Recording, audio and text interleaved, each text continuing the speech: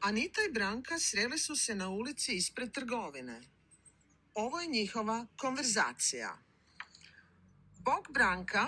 Bog, Anita, kako si? Dobro, hvala.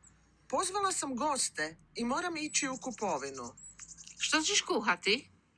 Musaku s kiselim kupusom. I što sve trebaš za musaku? Trebam faširano meso, govedinu i svinjetinu i špek. Znači, trebaš faširanu svinjetinu.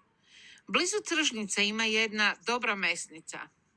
Da, znam. U toj mesnici uvijek imaju svježe meso, dobar špek i kobasice. Prošli tjedan tamo sam kupila teletinu. Bila je odlična. Možemo ići zajedno u mesnicu i na tržnicu. U mesnici trebam kupiti piletinu, jer ću danas raditi pileći paprikaš.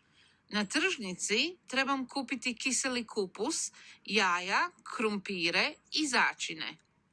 Ja moram kupiti papriku i paradajz.